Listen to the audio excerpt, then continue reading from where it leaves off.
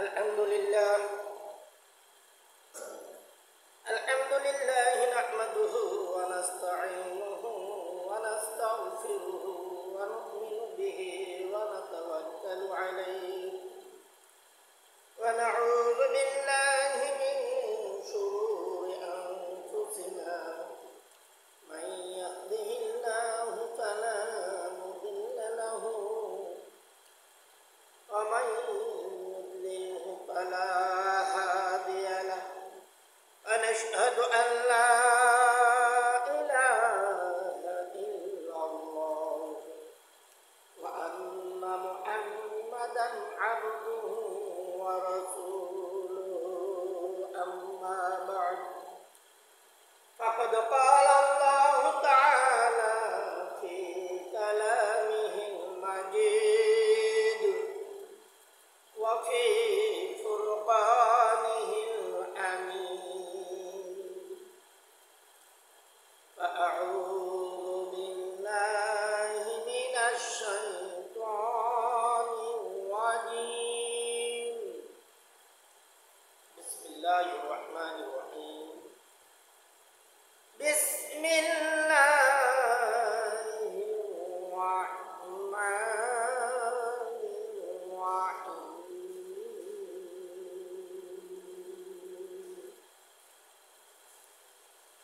إنما التوبة على الله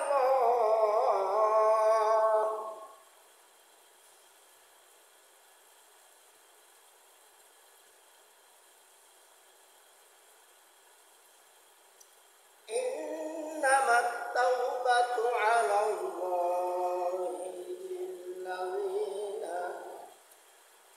الله للذين يعملون السوء بجهالة ثم يتوبون من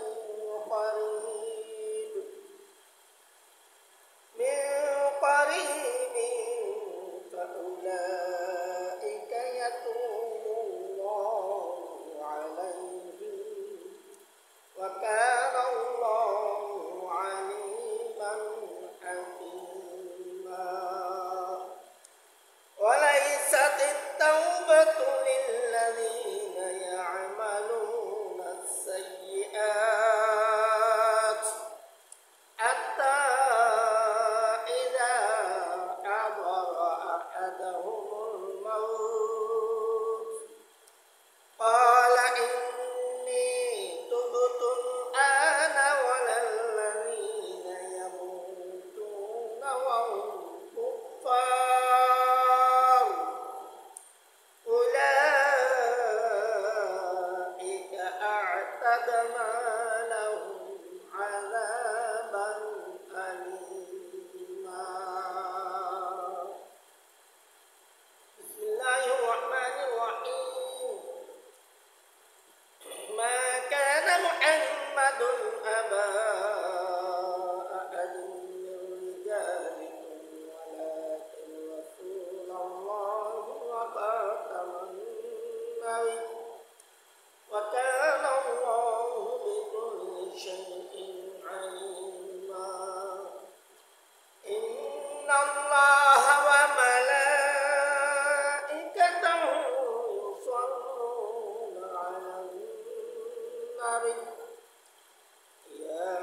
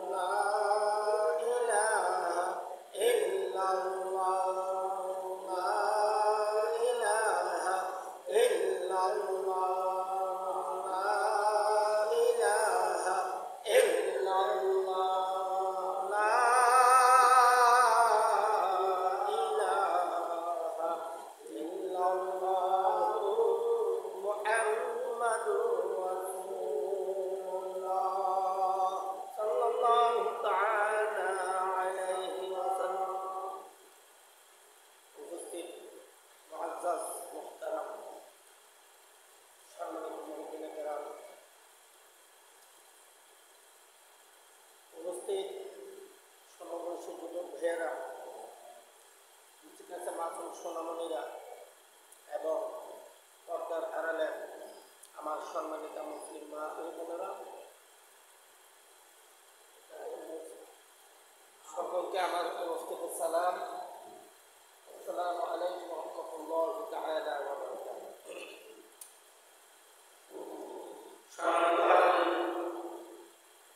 আমরা আজকে মহান আল্লাহ পাকের দরবারে অসংখ্য গণিত শুকরিয়া জ্ঞাপন করছি যে আজকে 1447 ক্ষেত্রে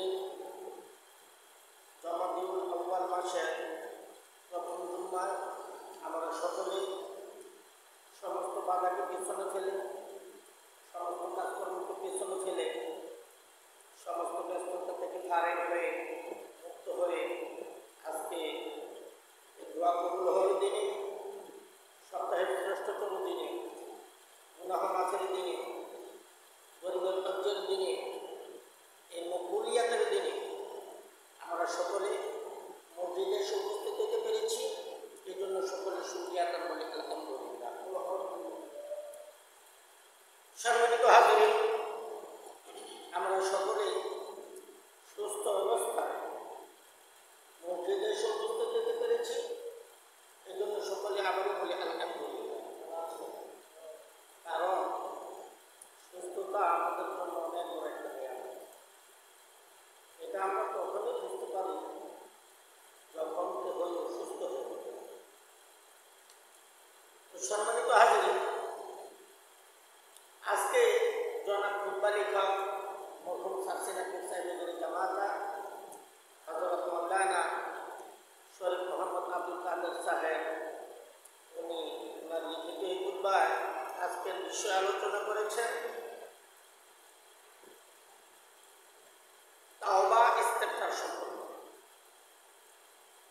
আমি আপনাদের সম্মুখে তাওবা ইস্তেগফার সম্পর্কে দু একটি কথা আলোচনা করার জন্য চেষ্টা করবো ইনশাআল্লাহ। মহান আল্লাহ রাব্বুল ইজ্জত আমাকে পর্যন্ত নেককাইতে তৌফিক দান করুন। এই জন্য সকলে বলি আমিন। পাশাপাশি আমাদের সকলকে তাওবার উপর গুরুত্ব দেওয়ার জন্য এবং দৈনন্দিন তাওবা করার জন্য আল্লাহ রাব্বুল আলামিন তৌফিক দান করুন। এই জন্য সকলে আমরা বলি আমিন। সম্মানিত হাজিরিন,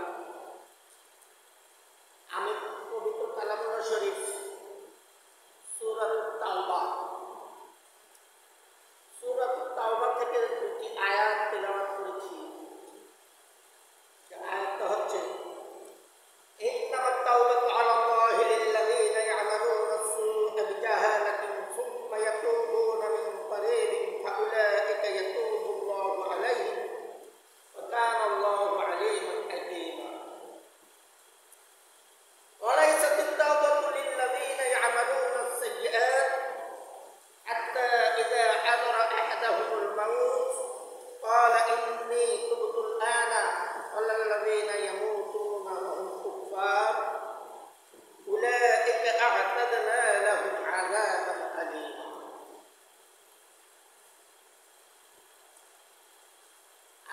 আয়াতটির মর্মার্থ হচ্ছে ইন্নামাত তাওবাতু আলাল্লাহি লিল্লাযীনা ইয়া'মালুনা আস-সু'a বিজাহালাতিন সুম্মা ইয়াতুবুনা মিন কারীবিন ফাউলাইকা ইয়াতুবুল্লাহু আলাইহিম। অর্থাৎ নিশ্চয় আল্লাহ ওই সকল ব্যক্তির তওবা কবুল করেন যাহারা ভুল করিয়া গুনাহ করে। গুনাহ একটা হচ্ছে ভুল করিয়া, একটা হচ্ছে নিজের ইচ্ছা। আমরা একটা ভুল করি, একটা অন্যায় করি।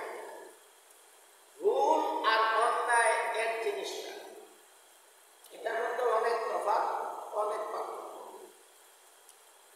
তো অন্যায়টাকেও আমরা স্বীকার করতে ভুল হিসেবে স্বীকার করি, যদিও অন্যায়টা ভিন্ন বিষয়।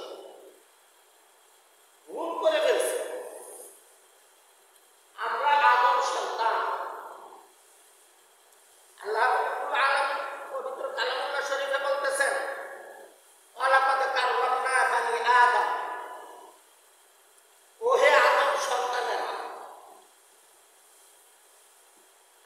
সকলে আদমের সন্তান, আদমের ছেলে, আদমের মেয়ে। আদম আলাইহিস সালাম আমাদের আদি পিতা। আদম আলাইহিস সালাম আমাদের আদি পিতা, আমরা আদম সন্তান।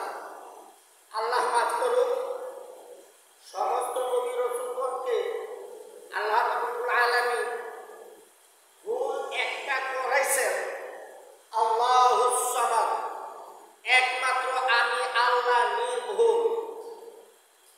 এই কথাটাকে সত্যে রূপান্তরিত করার জন্য, এই কথাটাকে প্রুফ করার জন্য আল্লাহ বলতেছেন একমাত্র আমি আল্লাহ নির্ভুল, আর কেহই ভুলের ঊর্ধ্বে নয়। তবে আল্লাহ আদমকে এবং আদম সন্তানকে নবী রাসূলদেরকে দিয়ে ভুল করাইছেন, যদিও এটা ভুল না। এটা ভুল করলে তাদের সামনে বেয়াদবি হবে। এটা তাদেরকে দিয়ে করাইছেন আমাদেরকে শিক্ষা দেওয়ার জন্য। নবীজি সাল্লাল্লাহু আলাইহি ওয়াসাল্লামকে দিয়েও করাইছেন আমাদেরকে শিক্ষা দেওয়ার জন্য। কোন ভুলটা করলে আমাদের করণীয় কি, আমাদেরকে শিক্ষা দেওয়ার জন্য, আমাদের জন্য শিক্ষা রেখে যাওয়ার জন্য আল্লাহ রাব্বুল আলামিন তাদেরকে দিয়ে ভুল করাইছে। তবে যদিও তাহারা ভুলের ঊর্ধ্বে নয়, কিন্তু তাদের বিষয়টা ভিন্ন। তারা সকলে, সমস্ত নবী রাসূলগণ নিষ্পাপ, মাসুম, বেগুনাহ। এক কথায় বলতে যাদের কোনো ভুল নেই। আমি আবারও বলি, তাদেরকে দিয়ে যেটা করাইছেন শুধুমাত্র উম্মতের শিক্ষার জন্য, উম্মতদেরকে শিক্ষা দেওয়ার জন্য, উম্মতদের জন্য শিক্ষা রেখে দিয়েছেন। এটা তাদের, আমাদের শিক্ষা, আমাদের করণীয়। কোন ভুলে করণীয় কি? যেন আমি নফল নামাজে দাঁড়াই আর ফরজ নামাজে দাঁড়াই। নফল নামাজও যদি দাঁড়াই, দাঁড়িয়ে যায়, যখন নামাজে দাঁড়িয়ে যাব, নামাজটা নফল, যখন নামাজে দাঁড়িয়ে যাব নিয়ত করে ফেলছি, হয়তো তাকবীরে তাহরিমে এখনো বাঁধিনি, কিন্তু নিয়ত করে ফেলছি আমি 2 রাকাত নফল নামাজ পড়ব, 2 রাকাত নফল নামাজ আদায় করব, নিয়ত করে ফেলছি, তখন এই নামাজটা আমার জন্য ওয়াজিব হয়ে যায়। তখন এই নামাজটা আমার জন্য ওয়াজিব হয়ে যায়, যদিও নামাজটা নফল। কিন্তু এই নামাজটার ভিতরে সূরা ফাতিহা ফরজ। সূরা ফাতিহা ছাড়া কোনো নামাজ হবে না। এই নামাজটার ভিতরে, এই নফল নামাজের ভিতরে সূরা ফাতিহাটা ফরজ। এই নফল নামাজের ভিতরে তাকবীরে তাহরিমা ফরজ। এই নফল নামাজের ভিতরে আমাদের রুকু করা ফরজ, সিজদা করা ফরজ, কওমা করা ফরজ, জলসা করা ফরজ, শেষ বৈঠক ফরজ, সালাম ফিরানো ফরজ, আরো অনেক ফরজ, 14টা ফরজ নামাজের ভিতরে বাহিরে, 14টা ফরজ। কিন্তু এই নফল নামাজও এই 14টা ফরজ, কোনো কমতি নেই, কোনো ঘাটতি নেই। এই নফল নামাজের জন্য 14টা ওয়াজিব। কিন্তু তওবাকে ইচ্ছায় হোক অনিচ্ছায় হোক, নামাজ থেকে, নামাজ দ্বারা বলতেছি সবকিছু থেকে, ইচ্ছাই হোক অনিচ্ছাই হোক, নামাজ থেকে যদি কোনো ফরজ ছুটে যায়, তাহলে এই ফরজের জন্য নামাজ পুনরায় আদায় করতে হবে। কিন্তু যদি ওয়াজিব ছুটে যায়, ওয়াজিব যদি অনিচ্ছায় ছুটে যায়, তাহলে তাশাহুদ শেষ করার পরে 2টা সেজদার মাধ্যমে 2টা সেজদা আদায় করে পুনরায় তাশাহুদ দুরূদ শরীফ পারলে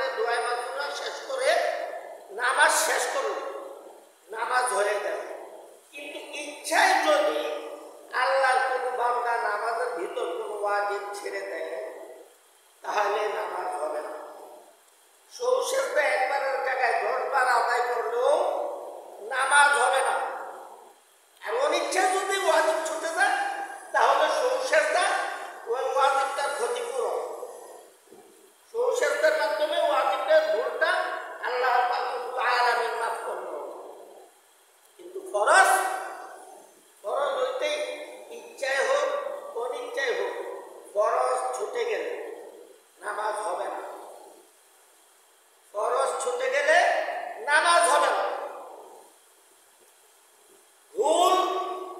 ভুল করলে আল্লাহ পাক রব্বুল আলামিন বলে দিয়েছেন, নেক করলে আমরা যদি কোনো নেক কাজের চিন্তা করি, কোনো নেক কাজের চিন্তা করলে চিন্তা করার সাথে সাথে আমাদের আমলনামায় অর্ধেক নেকি লেখা হয়ে যায়, অর্থাৎ অর্ধেক সওয়াব লেখা হয়ে যায়। আর কাজটা পরিপূর্ণতা পেলে, কাজটা পরিপূর্ণভাবে আদায় করলে বাকি অর্ধেক সওয়াব লেখা হয়। কিন্তু সেইভাবে আল্লাহ পাক রব্বুল আলামিন এই কাজটা করলেও পারতেন। নেকের বেলায় যেহেতু আছে, বদের বেলায়ও গুনার বেলায়ও আল্লাহ পাক রব্বুল আলামিন এই কাজটা করলে পারতেন। পাপ কাজ করার চিন্তা করার সাথে সাথে আমাদের আমলনামায় গুনাহ লিখতে পারতেন। কিন্তু আল্লাহ পাক রব্বুল আলামিন ক্ষমাশীল, তিনি দয়াশীল, তিনি এই কাজটা করেন না। তিনি করেন কি, পাপ কাজ করার সাথে সাথেও ফেরেশতারা আমার আমলনামায় পাপ কাজটাকে লেখেন না।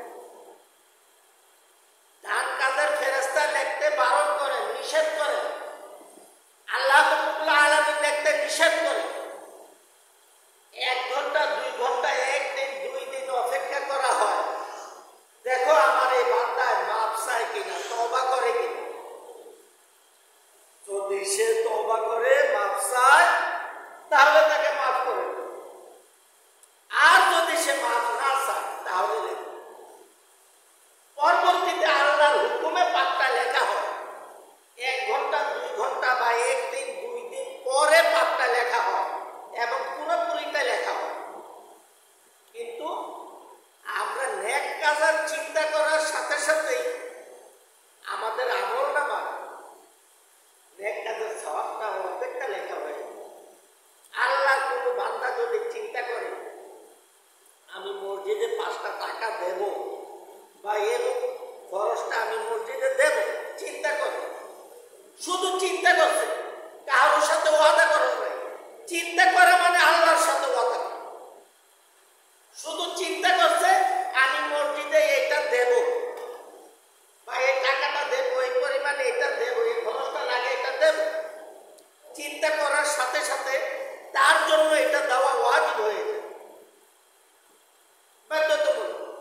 কাজটা ছিল দান করা ছিল নফল, দিলেও পারে না দিলেও পারে, এটা নফল কাজ। কিন্তু যদি চিন্তা করে যে আমি এটা দেব, এই দেব চিন্তা করার সাথে সাথে তার জন্য এটা ওয়াজিব হয়ে যায়। এমন অনেক কিছু, অনেক কাজ আছে। চিন্তা করা এক জিনিস, চিন্তা করাই নিয়ত করা। আপনাদের কারো যদি কোনো নিয়ত থাকে, চিন্তা থাকে ভালো কাজের উদ্দেশ্যে চিন্তা থাকে, তাহলে এটা পরিপূর্ণ করে। এটা আপনাদের জন্য বাধ্যতামূলক, এটা আপনাদের জন্য ওয়াজিব। আমাদেরকে শয়তান আল্লাহ পাক রব্বুল আলামিনের সাথে বলছে, ও আমার স্রষ্টা, আপনার ইজ্জতের কসম। কি বলতেছে? আপনার ইজ্জতের কসম, আমি আপনার বান্দাদেরকে ধোঁকা দিতে থাকিব ততক্ষণ পর্যন্ত যতক্ষণ পর্যন্ত তাদের দেহে প্রাণ থাকিবে। আল্লাহ পাক রব্বুল আলামিন বলতেছেন, ওহে শয়তান, আমার ইজ্জতের কসম, আমার বরত্বের কসম, আমার সমস্ত গুণাবলীর কসম, আমি আমার বান্দাদেরকে মাফ করতে থাকিব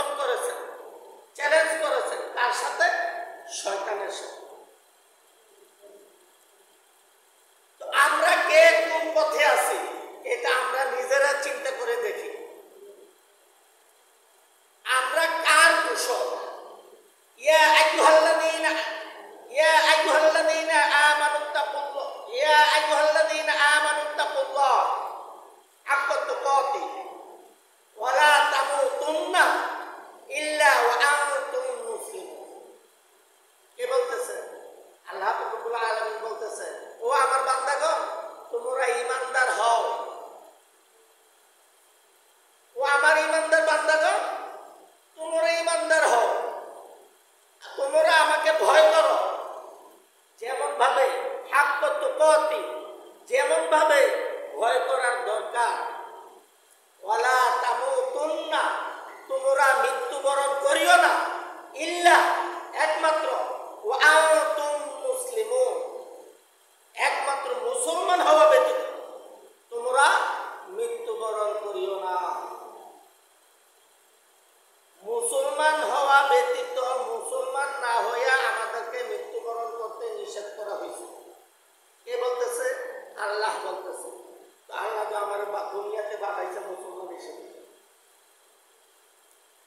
একটা হিন্দুর করো, একটা বেদিনের করো, ইহুদির করো, খ্রিস্টানের করো, বৌদ্ধের করো, সমস্ত উপজাতির করো, দুনিয়াতে যত মহিলা, যত সন্তান প্রসব করবে, সেই মহিলাটা যেই ধর্মেরই হোক, যে বাচ্চাটাকে প্রসব করবে, ওই বাচ্চাটা মুসলমান। ওই বাচ্চাটা মুসলমান হিসেবে দুনিয়ায় আসছে।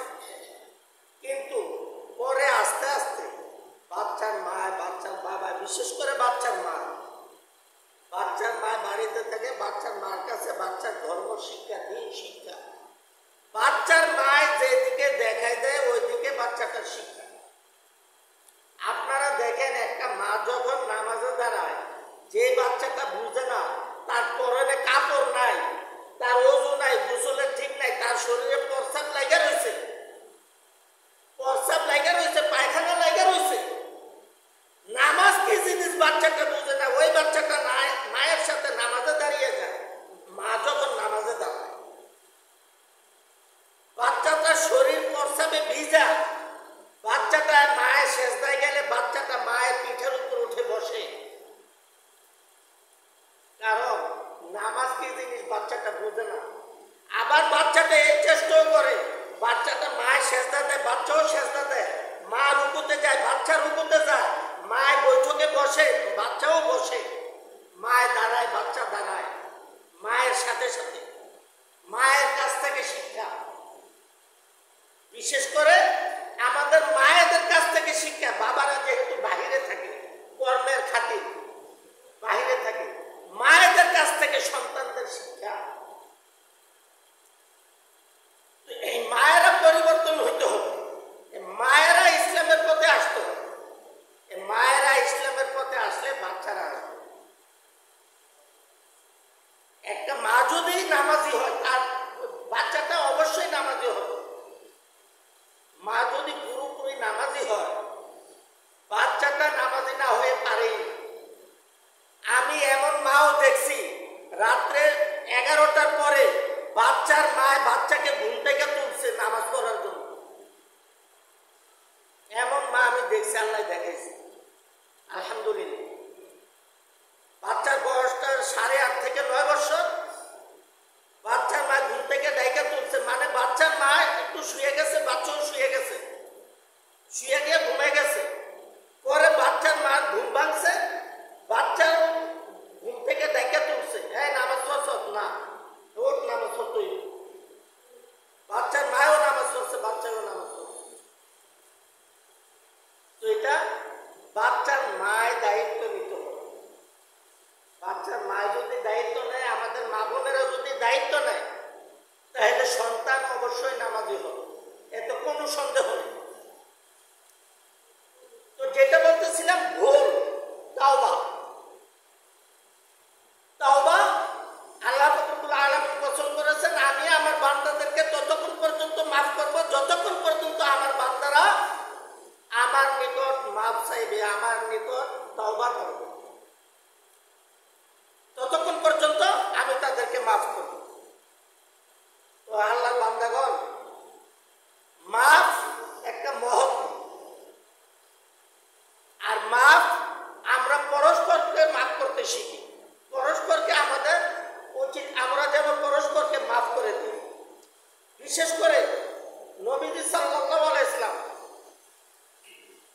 তার পরম শত্রু নবীজি সাল্লাল্লাহু আলাইহি সাল্লামের এক উম্মত, মৃত্যুর পূর্ব মুহূর্তে আল্লাহর ওই বান্দা কালিমা পড়ছে, মুসলমান হয়েছে, পরিপূর্ণ মুসলমান হয়েছে। কিন্তু নবীজি সাল্লাল্লাহু আলাইহি সাল্লাম আল্লাহর ওই বান্দার কবরে নবীজি সাল্লাল্লাহু আলাইহি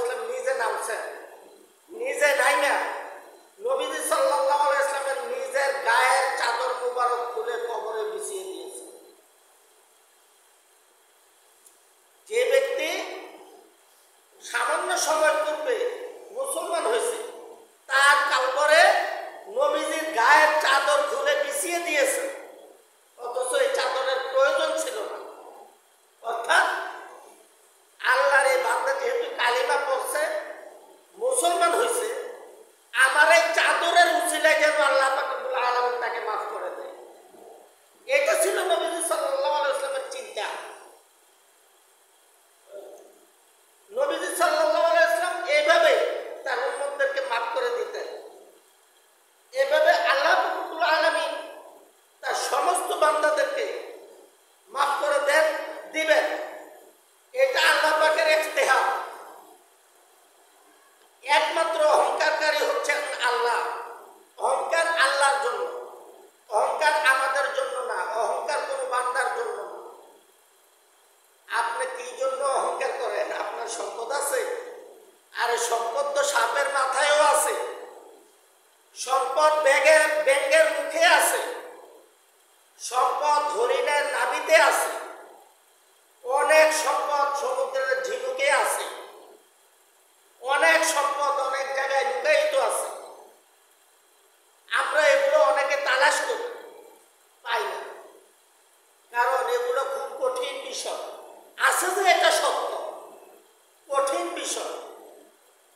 তো আপনি আমি কি নিয়ে অহংকার করি?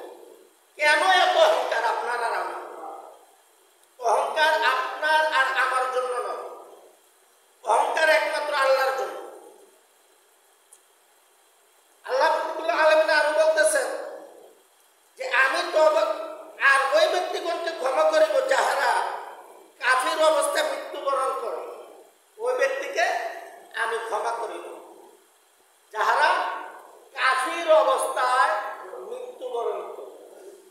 কিন্তু এখন আমরা যে কথাবার্তা বলি, চলাফেরা করি, আমাদের যে কাজকর্ম, উঠা বসা, চলাফেরা, সব কিছুই কুফর এবং শিরক এমন ভাবে ঢুকে গেছে, আমরা এটা বুঝতেও পারি না যে আমরা কি করতেছি।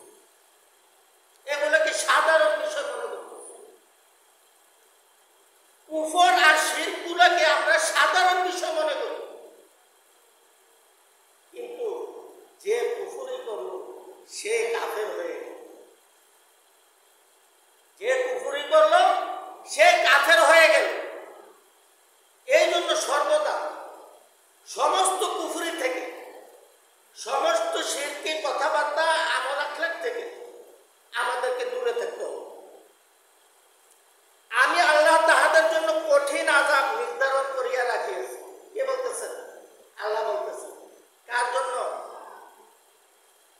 আল্লাহর কুফর বান্দাদের জন্য। যে বান্দারা কুফরি করেছে, যে বান্দারা শিরক করেছে,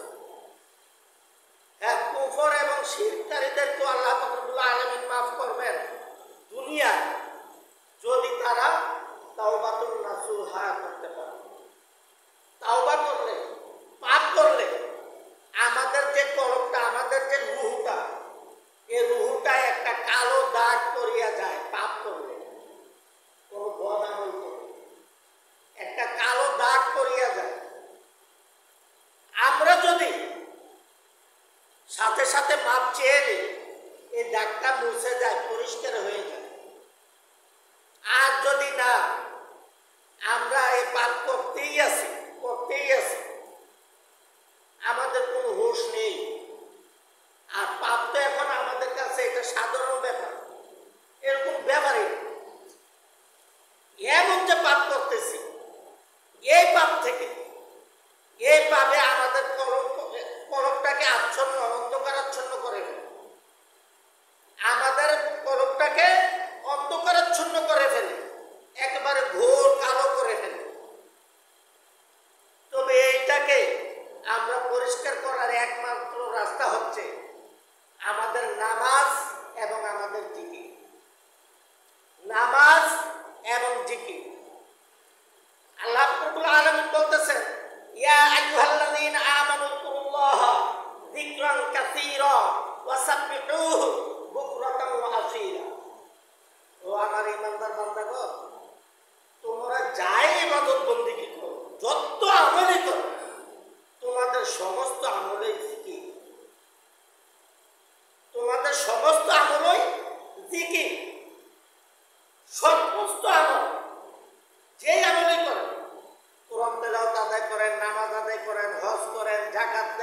সাদকা করেন, দান করেন, যাই করেন, রোজা রাখেন, যাই করেন, সমস্ত আমলই জিকির। আল্লাহ রাব্বুল আলামিন জিকির হিসেবে গণ্য করেন। যিকরান কাসীরা ওয়াসাব্বিহুহু বুকরাতান ওয়া আসীলা। এখানে জিকির হিসেবে গণ্য করবেন, এটা আল্লাহ রাব্বুল আলামিন বলতেছেন। তো আমাদের সমস্ত আমলই জিকির। তো আমাদের জিকিরের মাধ্যমে, বিশেষ করে আল্লাহর সিফাতি নামগুলির জিকিরের মাধ্যমে আমাদেরকে পবিত্র হইতে হবে। আমাদেরকে আল্লাহ রাব্বুল আলামিন বানাইছেন পবিত্র হিসেবে, তবে পবিত্র আমরা বলতে পারি না, যেহেতু আমাদেরকে বানাইছেন নাপাক পানি দ্বারা, এই জন্য আমরা পবিত্র ঘোষণা করতে পারি না।